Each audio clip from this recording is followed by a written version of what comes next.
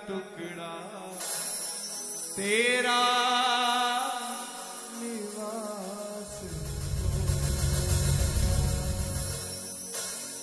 बोल वृंदावन बिहारी।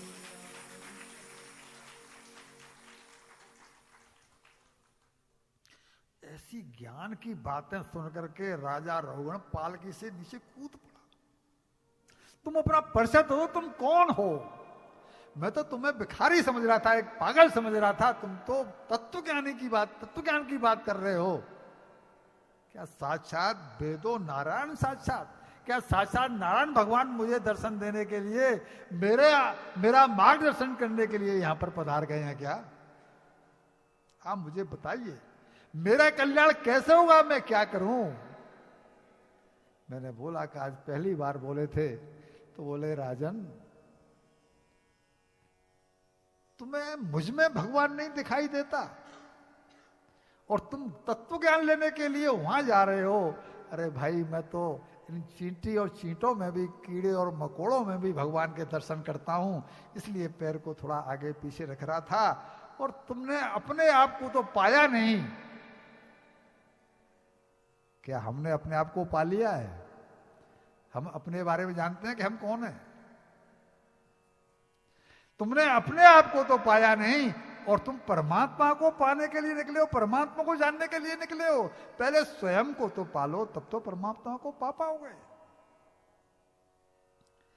राजन,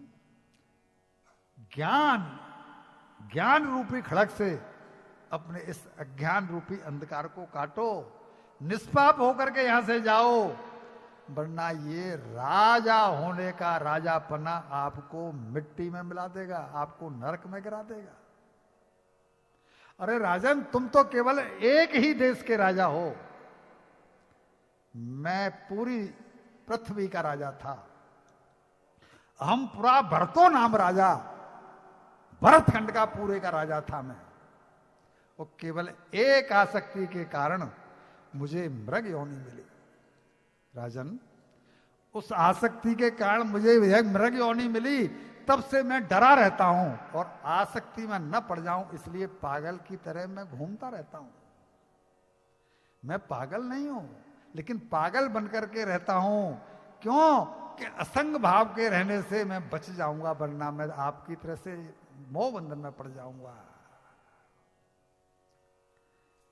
राजा के ज्ञान का पर्दा फटा, अज्ञान का पर्दा फटा, ज्ञान हुआ और उसने इनके ज्ञान को पाकर के अपना जीवन सुधारा और उन्होंने अपना कल्याण किया। भैया जी, ये बहुत जरूरी है कि समय के रहते हमें वो ज्ञान